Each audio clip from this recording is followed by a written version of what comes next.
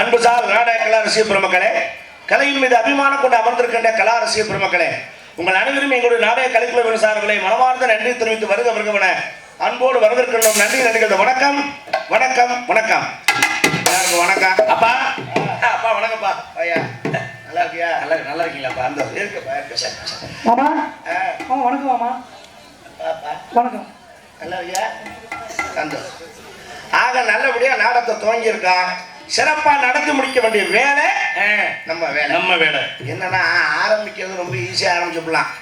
அது நல்லபடியா கொண்டு போய் சேர்க்கறதுக்கு அதுதான் கஷ்டம். எந்த விஷயத்தையும் எழுத ஆரம்பிச்சுக்கலாம். ஆமா இறுதி வரைக்கும் நல்லபடியா கொண்டு போய் முடிக்கிறதுங்கிறது கஷ்டமான செயல். அதைத்தான் நல்லபடியா முடிக்கணும்னு ஆண்டவனை கும்பிட்டுக்கிட்டு நம்ம நாடகத்தை நல்லபடியா முடிக்கணும். ஆமாப்பா. அதுக்கு காரணம் நீங்க ஒத்துழைப்பு இருக்கணும். நீங்க காட்டுற உற்சாகத்துலதான் நடிகனை வேலை வாங்க முடியும். ஏன்னா நாங்க வெறும் பம்பரை கட்ட மாதிரி. ஆமா, எங்களை சுத்தி விடுற சாக்க கயிறு உங்க கையில தான் இருக்கு. நீங்க கயிறை பேசாம வச்சிருந்தீங்கன்னா பம்பரை கட்ட படுத்துட்டாங்க கிடக்கும். இதை சுத்தி விட்டீங்கன்னா தான் கர கர கர கரன்னு சுத்தம். அப்ப என்ன செய்யணும், ஒரு கை தட்டி ஆரவாரமா கலாரப்பா சிரிச்சுட்டு இப்படி உட்காந்துருந்தா தான் நல்லா இருக்கும். எங்க கை தட்டுங்க பாப்பா. இல்ல தட்டுவா ஏதாவது விஷயம் சொல்லும் போது தட்டுவா. இப்ப சும்மா தட்டுனா அது பைத்திய கட்டணும் சொன்னது. காரணம் என்னடானா, நாடகக்காரன் ஈஸியா ஏமாத்தி போடுவான். எப்படி சொல்றீங்க? கூத்தாடி கலக்க வாப்பேன், கூலிக்காரன் மேக்க வாப்பேன். ஐயா ஏன் பாக்குறேன்? ஏன் கூத்தாடி ஏன் கிழக்க பாக்குறான்னா, இந்த பொழுது எப்படா விடியும், ஊரு காசை வாங்கிட்டு வீட்டு பக்கம் போய் சேருவோம் அப்படின்னு நினைப்பேன். ஆமா. கூலிக்காரன் ஏன் மேக்க பாக்குறேன்? ஏன் சனியம் பிடிச்ச பொழுது எப்படா மேக்க போகும், முதலாளிகிட்ட காசை வாங்கிட்டு பொண்டாட்டி விளைய பார்க்க போறான் அப்படின்னு அவன் நினைப்பேன். ஆமா. இவன் ரெண்டு பேரும் கிழக்கையும் மேக்கையும் பாக்குறானே, சூரியன் கிழக்கு உதிக்குதா? ஆமா, கிழக்கு உதிக்குது இல்ல, மேக்க மறையுதா? எப்பா சே தம்பி நீ போட பைத்தியா. அப்பா அப்பா என்னடா நீங்க இதுல நீ கன்னியாகுமரி போனீங்கன்னு சதுரகிரி வேலாம்ல கன்னியாகுமரி இருக்குல்ல, எதுக்குடா அங்க ஒரு கன்னியாகுமரி நீ ஒரு 5:30 மணிக்கு போய் பாரு, ஒரு 100 நிறைய கூட்டம் சேர தம்பி. கடல்ல இருந்து இங்க ஒரு டெமோ காமிக்கிறேன் பாரு. என்னடா கட்ட பொறுப்ப அள்ளி கொட்ட போறேன் எல்லாத்தையும். இதுதான் கடலாம், இது கடலாம் சரியா? இது வந்து சூரியன் பாரு, கடலுக்குள்ள அப்படியே இருந்துச்சு. அப்படியே சூரியன் வந்து அப்படியே உதிக்க பார்த்துக்க. அப்படியே இது சூரியன், இது உதிக்குது. ஆமாப்பா. ஆக நீ பொட்டி வாசிக்கிறியோ இல்லையோ நல்லா நடிக்கிற. நீங்க பெத்த பிள்ளை அப்புறம் உங்களை மாதிரி அதை கீழே வைரா குரங்கு குண்டாச்சட்டி தூக்குற மாதிரி தூக்கி வச்சிருக்கேன். சூரியன் கிழக்க ஒதுக்கிதான் மேகம் மறையுது. எந்திரிக்க பைத்தியக்கார. 2025 பிறக்க போகுது. இன்னும் சூரியன் உதிக்குது மறையுதுன்னே சொல்லிட்டு இருந்தா நமக்கு என்னைக்கு தாண்ட ஆறாவது அறிவு வேலை செய்யும்? அப்ப அங்க காமிக்கிறது சூரியன் உதிப்பதும் அல்ல மறைவதும் அல்ல. சூரியன்கிறது ஒரு கோள், அது ஒரு அக்னி பிளம்பு, ஒரே இடத்துல தான் இருக்கும். நம்ம இருக்கமே இந்த பூமி, இதுவும் ஒரு கோள், இது உருண்டை. இந்த பூமி உருண்டைன்னு சொன்ன விஞ்ஞானி யார் தெரியுமா? தெரியும். யாரு? Mister Galileo. வெரி குட், படிச்சிருக்கேன், உன்னை பாராட்டலாம். அந்த கலிலியோவை கல்லால் அடிச்சாங்க. கல்லால் அடிச்சாங்க? ஆமா. என்னப்பா சொல்லுங்க? பூமி உருண்டை இல்லை சட்டதான்னாங்க. அதுக்கப்புறம் உருண்டைன்னு ஒத்துக்கிட்டா மட்டும் கல் அடிச்சா திரும்ப வாங்க முடியுமா? அது எப்படி? இந்த பூமிங்கிற உருண்டை சூரியன்கிற உருண்டைய சுத்தி வரும். எப்படி சுத்தி வரும்? எப்படி? தன்னைத்தானே சுத்திக்கிட்டு சூரியனையும் சுத்தி வரும். அப்படி சுத்தி வர்றதுக்கு 24 மணி நேரம், அதுதான் ஒரு நாள். இதுல இப்படி சுத்தி வரும்போது எந்த பக்கம் வெளிச்சமா இருக்கோ அந்த பக்கம் பகல், எந்த பக்கம் இருட்டா இருக்கோ அது இரவு. இதுதான் வெளிநாட்டுக்கு நம்ம நாட்டுக்கு 2 மணி நேரம், 4 மணி நேரம், 8 மணி நேரம், 12 மணி நேரம், 24 மணி நேரம் கூட வித்தியாசம் வருவதற்கு காரணம் இதுதான். இதை நம்ம என்னைக்கு தெரிஞ்சுக்கிறோமா அப்பதான் ஆறாவது அறிவு வேலை செய்யுதுன்னு அர்த்தம். இதை விட்டு கன்னியாகுமரியில் போய் பார்த்தாங்கன்னா கடலுக்குள்ள இருந்து வருதான் சூரியன். எங்கடா உங்களுக்கு கடல்ல இந்த அம்மாய்க்குள்ள இருந்து வருது? அப்ப போட்டாலும் எடுப்பாங்களாப்பா? அதெல்லாம் சும்மா சொல்றது. அப்ப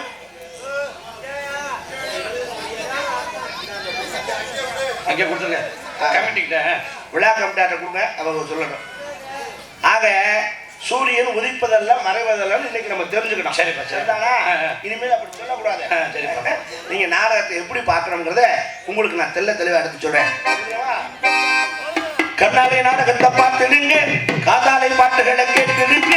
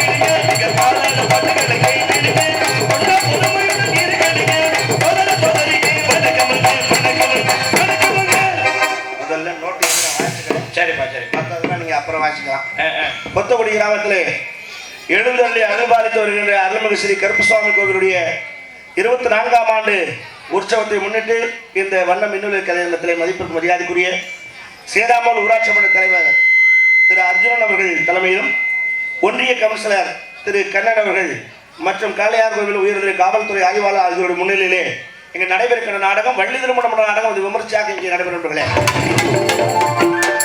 வள்ளி திருமண நாடகத்தை பார்த்தா என்ன நன்மை அப்படின்னு கேட்டா, இப்ப இவ்வளவு விஞ்ஞான காலம் வந்துருச்சு. ஆமா, ஆடல் பாடல் அம்மனை கொட்டி டான்ஸ், குத்து ஆட்டம், கர ஆட்டம், சீட்டு ஆட்டம், பித்தளை ஆட்டம் அவ்வளவு வந்துருச்சு.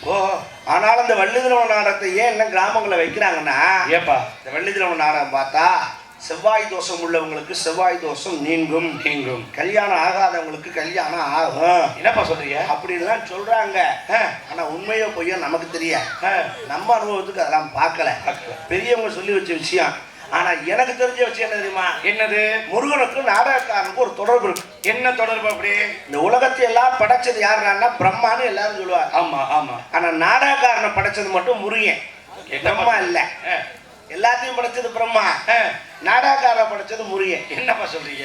ஏன்னு கேட்டா ஒரு சின்ன சம்பவம் நடந்து வச்சு. என்ன சம்பவம் நடந்துச்சு? பிரம்மாவுக்கும் முருகனுக்கும் ஒரு சின்ன சண்டை. ஆமா, அப்ப முருகன் கேட்கிறாரு, பிரணவ மந்திரத்துக்கு அர்த்தம் சொல்லுப்பான்னு கேட்கிறாரு பிரம்மாவை. அப்ப அவர் தெரியாம தக்க பக்கம் முடிக்கிறாப்ல. இதுவே தெரியலையே, நீ என்ன படைச்சு மயிரை கொடுக்க போற அப்படியே மண்டையில நறுக்குன்னு கொட்டை கொட்டி லாக்அப்ல போட்டார். லாக்அப்ல ஜெயில போட்டா அப்ப அந்த டிபார்ட்மெண்ட் வேற சும்மா கிடக்க. ஆமா, படைக்கிறதுக்கு ஆள் இல்லையே. அப்ப என்னடா செய்யணும்னு பார்த்தாரு. அவர் ஜாமீன்ல வர வரைக்கும் அந்த டிபார்ட்மெண்ட்டை நம்மளே பார்ப்போம் அப்படின்னு முருகனே படைக்க ஆரம்பிச்சார். அப்ப படைச்சதுதான் என்னென்ன பொருள்னு உங்களுக்கு சொல்றேன். சரி. தாவர வகையில வெண்டிக்காய், கொத்தவரங்காய், சீனி மிளகாய், இது மூணையும் படைச்சது முருகன். என்ன சொல்றீங்க? பழங்கள்ல முந்திரி பழத்தை படைச்சது முருகன். பறவை இனங்கள்ல வவ்வாலை படைச்சது முருகன். ஏன் எல்லா காய்கறியும் வளர்ந்து வெளியே வந்ததுக்கு அப்புறம் பூமியை நோக்கி தான் அப்படி தொங்கும். ஆமா. ஆனா வெண்டைக்காய், கொத்தவரங்காய், சீனி மிளகாய் மட்டும் நட்டமாவே நிக்க மாத்திருக்கீங்களா? ஆமா. காரணம் முருகன் படைச்சது. டிபார்ட்மெண்ட் ஃபால்ட், அனுபவம் இல்லாம செஞ்ச வேலை. அதனால அந்த சிக்கல். பழத்தை எல்லா பழத்துக்கும் கொட்டை உள்ள இருக்கும். ஆமா. ஆனா முந்திரி பழத்துக்கு மட்டும் கொட்டை வெளியே இருக்கும். ஏப்பா? Department fault. அனுபவம் இல்லாம படைச்சதுனால. அதே மாதிரி தான் பறவைகள் எல்லாம் முட்டையிட்டு குஞ்சு பொரிக்கும். ஆமா. ஆனா வவ்வால ஒண்ணுதான் குட்டி ஓட்டு பால் கொடுக்கும். வாயாலே தின்னு வாயாலே கக்கும். காரணம் முருகன் படைச்சது. Department fault. அனுபவம் இல்லாம செஞ்சாங்க. நாடகக்காரனையும் முருகன் படைச்சான்னு சொன்னேனே. ஏன் எல்லா மனிதர்களும் பகல்ல உழைச்சு சம்பாரிச்சு ராத்திரியில பொண்டாட்டி பிள்ளையோட நிம்மதியா தூங்குவேன். ஆமா. நாடகக்காரன் மட்டும்தான் ராத்திரி முழுக்க நாயா கத்திட்டு காலையில போய் பொண்டாட்டி எங்க இருக்குன்னு தெரியாது, புள்ள எங்க இருக்குன்னு தெரியாது, காலை குழந்து படுத்துக்கிறோம். சாயங்காலம் நாங்க கிளம்பி வந்துடும். அப்பதான் அவங்க வீட்டுக்கு வருவாங்க. என்ன காரணம்? முருகன் படைச்சது டிபார்ட்மெண்ட் ஃபால்ட். அனுபவம் இல்லாம செஞ்சவன். இதனாலதான் நாங்க முருகனுக்கு கட்டுப்பட்டாளுங்க. அதனாலதான் அவனுடைய சரித்திரத்தை பாடிக்கிட்டே இருக்கோம். இப்ப தெரிஞ்சுதா? நல்லா புரிஞ்சதுப்பா. இந்த நாடகத்திலே பங்கு வரக்கூடிய நடிகர் மாவர்கள் தென்னக மேடுகளுக்கு வெற்றி முரசு கொண்டே கொண்டிருக்கும் நடிப்பசை நாயகன் உங்கள் அபிமான கல்வன் ஆட்டூரை சார்ந்த AR ஆறுமுகம் அவர்கள் வேடன் விருதுகளை காத்துள்ளார். அவர் கிடையாது குயிலுடன் மொழிய கானங்களை பாடி மகிழ்விக்க காத்திருக்கின்றார் குயிலிசை கோகிலவாணி. அன்பு சகோதரி மண்ணை சார்ந்த SM அபிராமி அவர்கள் இங்கே வழியாக நடிக்க காத்துக் கொண்டிருக்கிறார்கள்.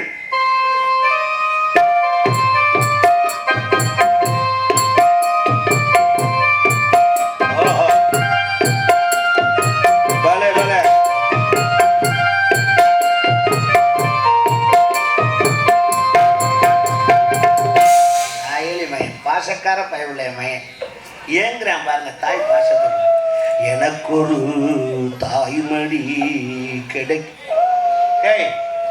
அழுகாதே மனே அடங்கொக்காலவழி அழுகாத. என்னப்பா மயனை போய் கொக்கலவழிக்கிறீங்க? அதெல்லாம் அரசியல் சேலசம்டா. உனக்கு என்ன அம்மா தானே வேணே? ஆமாப்பா. அழுகாதே. ஊருக்கு 2 அம்மா ரெடி பண்றேன். இவன் மடியில் குப்பரை அழுதுகிட்டே இருப்போம். என்னப்பா எனக்கு அம்மா ரெடி பண்ணுறதுன்னா உங்களுக்கு செட்டப் ரெடி பண்ணுறீங்க? எனக்கு கொண்டாட்டி ரெடியானா தான் உனக்கு அம்மா இல்லைன்னா எனக்கு சும்மா தான் இருக்கணும். அப்போ வீட்டில் இருக்கிற அம்மா அது வண்டி கொஞ்சம் லேடு வாடா கிடக்குடா. வேற கொஞ்சம் ஓய்வுல இருக்கட்டும். சரி. அது போட்டு தொல்லை பண்ணக்கூடாது. கஞ்சி தண்ணி காய்ச்சி வைக்குதா அதோட விட்டுட்டு சரி மற்ற விஷயங்களே வெளில பார்த்துக்கோ. தொந்தரவு பண்ணப்பட. அதில் கத்தபடியாக இங்கே வெள்ளிக்கும் முருகனுக்கும் திருமணம் நடாத்திய தீர வேண்டும் என கட்சி கட்டி கொடுப்பவர் காத்திருக்கின்றார். சொல்லிருக்கு வீரர் முறையோடு பேச உரையாட காத்திருக்கின்றார். அன்பு சகோதரர் வேண்டாங்குடி சார்ந்த TR மகாலிங்கம் அவர்கள் இங்கே நாரதா கடிக்க காத்திருக்கிறார்கள். மேடு வேண்டர்களெல்லாம் பக்க மேளங்களாக பக்க பலமாக இசைகளை இசைக்க வந்திருக்கிறார்கள். இன்னிசை வேந்தர்கள் ஆறுமணி சக்கரவர்த்தி மெலிசு திலகம் அருமை மகன் மருங்காபுரி சார்ந்த J மணியன பிரபவர்கள் ஆறுமணியும் அன்பின் பாடல். சத்தம் கூடாம இருக்கிறாரே.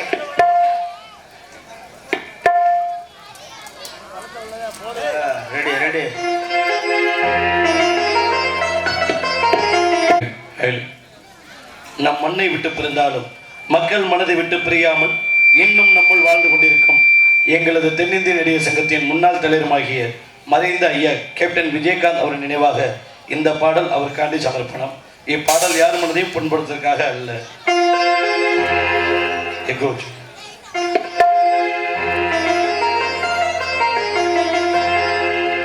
அந்த வானத்தை போல மனம் படைச்ச மன்னவனே பனி துளிய போல குணம் படைச்ச தென்னவனே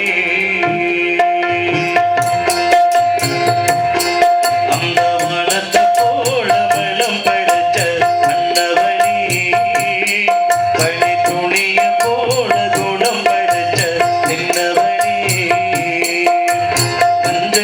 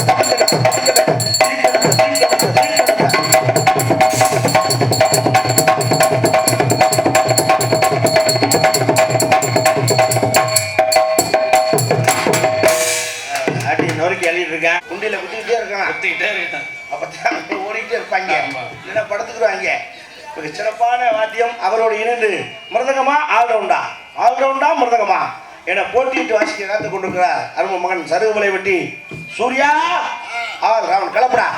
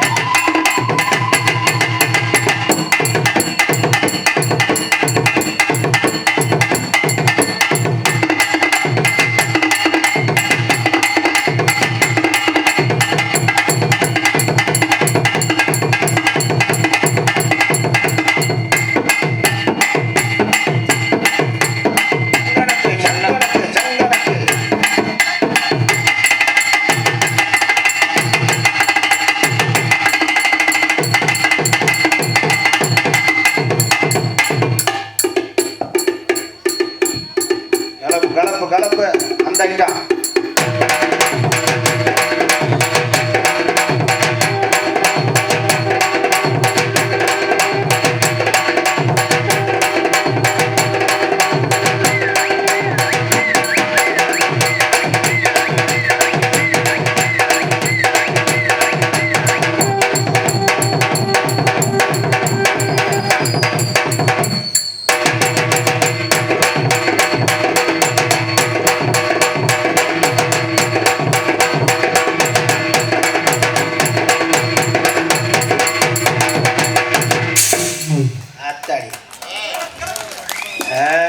இதயம் பலவீனமானவர்கள், வயது மூத்தவர்கள், உடம்புக்கு முடியாதவங்க, கர்ப்பிணி பெண்கள், இவங்கெல்லாம் கிட்டத்தில் வந்து உட்காரக்கூடாது. அவங்ககிட்ட அடித்து பிள்ளைய பிறக்க வச்சிருக்கான்.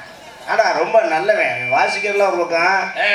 ஒரு உயிரை காப்பாற்றின பெருமை என் மகன் சூர்யாவுக்கு சேரும். என்னப்பா சொல்றீங்க? அதுலேருந்து தான் அவன் மேலே எனக்கு தனி மரியாதை. என்னது? திண்டுக்கல்ல மலைக்கோட்டை இருக்குல்ல? ஆமாம், திண்டுக்கல்ல மலைக்கோட்டையா?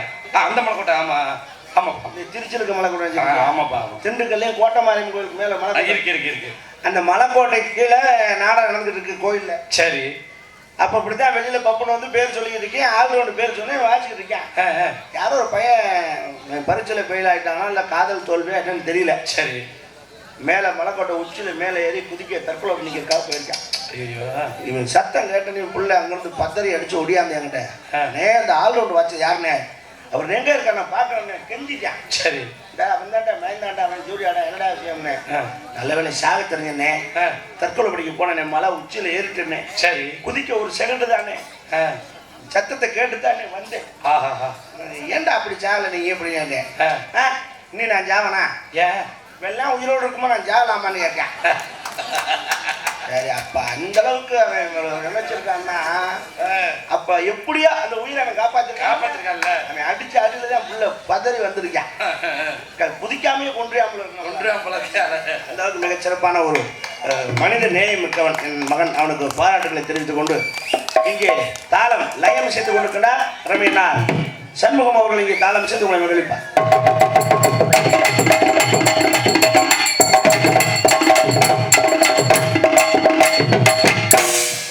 அவர் ஜாமானுக்கு அவ்வளோ அவர் அடிக்கிறாரு, அதில் ஒன்றும் கோளாறு இல்லை. மேலும் இங்கே என்னண்ணே என்ன சொல்லுவோம்ண்ணே, பாருங்கண்ணே சொல்லுவோம். பப்புனாக எடுத்துக்கொள்ள மகிழ்ச்சிக்க காத்திருக்கேன். அருப்பி அறிஞர் நான் என்னன்னு பப்புன் காமிக்க பொம்பளை தான் அவன் யாரும் கழுத குதிரை நம்மகிட்ட நம்ம தான் அடைச்சாகணும். அது ஒன்றும் மாற்று கருத்து இல்லை. என்னோட இணை இங்கே நாட்டியமாட வந்திருக்குன்னா நடன சிங்காரி நாட்டிய ஒய்யாரி சொல்றேன்டா. ஏன்டா ஓவாய் அவளுக்கு பிறந்த மாதிரி சொல்லுவேன்ல. ஓரியா போயிரு இல்ல பொறுமையா கேளு. நாட்டிய தாரகை நடன சிங்காரி புதுகை சார்ந்த ராணிஸ்ரீ அவர்கள் டான்ஸ் அண்ட் காமிக் ஆடி மாத காத்தடிக்க வாடி பொண்ணு தேத்தடிக்க மாடி மாகோயில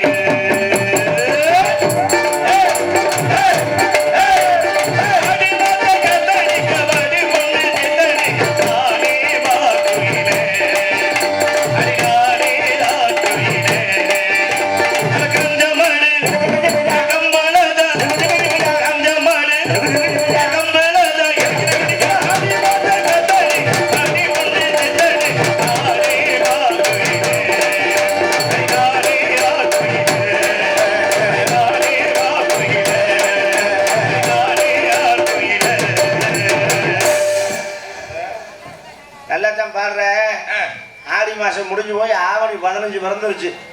இன்னும் ஆடி மாசம் காத்தடிக்குது, ஆடி மாசம் காத்தடிக்குன்னா எங்கட அடிக்கிறது போட்டுக்கிட்டு வைத்தியக்காரப்பல இல்லை இந்த பாட்டு பாடாத. அடுத்த வருஷம் ஆடி மாசம் பாடிக்க சரிதானே? என்ன பாடின தப்புதான். அப்புறம் ஆடி மாசமா அது இல்லை ஆடி மாசம் காற்று அடிக்கா மரம் பூரா செட்டிங்ஸ் பண்ணிட்டு இருக்கு. இப்போ போய் ஆடி மாசம் காத்தடிக்குது தூத்தடிக்குது பிடிச்சு பிடி பிடிச்சி ராஜ்கால். இனிமேல் இந்த பாட்டை இந்த மேடையில் பாடவே மாட்டேன். பாடாத சரி வேற பாட்டு படிக்க.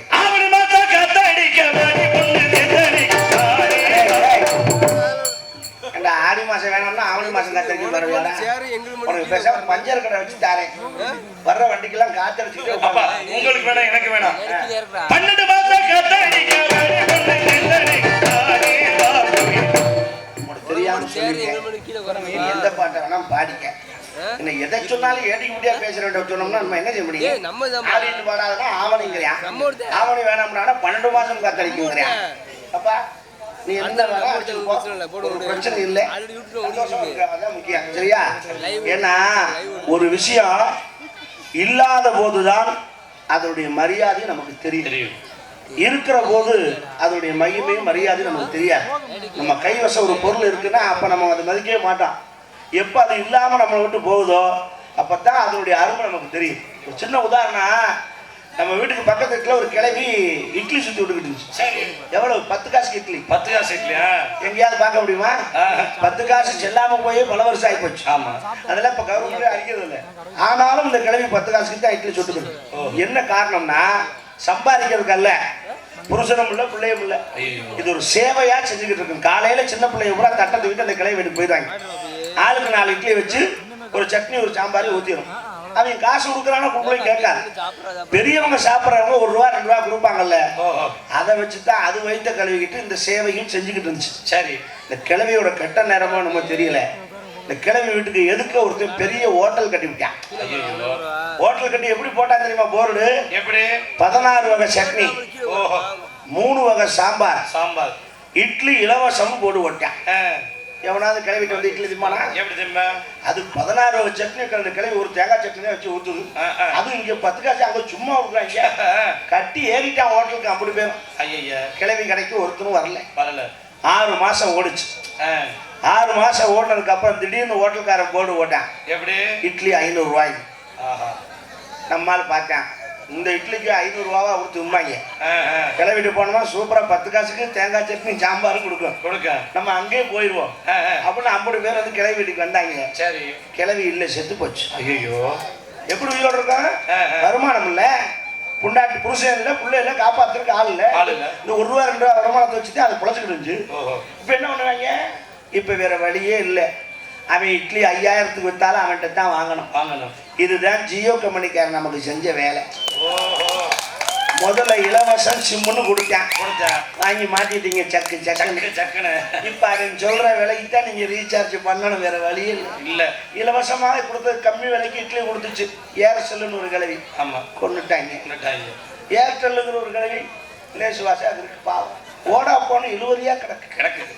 எல்லாத்தையும் கொண்டுட்டாங்கன்னா 5 லட்சத்துக்கு இட்லி வித்தாலும் அவன்ட்டு தான் திங்கன்னு வேறு வழி இல்லை. அதனாலதான் இலவசம்னு எங்க நம்மளை கூப்பிடுறானோ நம்மளை கிட்னி எடுக்கிறாங்கன்னு அர்த்தம். போகக்கூடாது. அதுதான் மடியை பிடிச்சி மாங்காய் போட்டு குடுமையை பிடிச்சி காசு வாங்குற விதங்கிறது அதுதான். ஏன் இப்போ ஆள் தள்ளிப்படையெல்லாம் சூப்பராக அந்த 3 1 எடுத்தா 2 3 கொடுக்குறாங்களா? அதே மாதிரி முட்டா பையன் உரம் போத்தான் செய்வேன். பொம்பளை ஆளுகளுக்குலாம் அறிவு வேண்டாமா? நான் கேட்குறேன். நல்லா கேளுங்க. ஒரு சேலை எடுத்தா ஒரு சேலை இலவசம்னு கொடுக்குறான்னு ஓடுறையை திடுன்னு எந்த முட்டா பயலாவது நட்டத்துக்கு வியாபாரம் பண்ணுவானா? அவன் ஒன்று எடுத்தா ஒன்று இலவசம் சொல்றான்னா 2 சேலை விலையை ஒரு சேலைக்கு வைக்கிறாங்கன்னு அர்த்தம். அது நம்ம தெரியாம தான் போய் மாட்டுறான். அதனால கவனமா இருங்க மக்களே. இலவசம் என்பது நம்மை கொல்லுவதற்கான வழிங்கிறத நம்ம தெரிஞ்சுக்கிட்டோம்னா வாழ்க்கையில நல்லா இருக்கலாம். அதோடு இந்த நாடகத்துக்கு சிறந்ததொரு முறையிலே ஒலிபெருக்கி அமைத்து பெருமைப்படுத்திக் கொடுக்கிறார்கள் ஒலி அண்ட் ஒளி அமைப்பு அம்மன் மற்றும் ஸ்ரீ அங்கேற்கனி ரேடியோஸ் காளையார் கோவில்.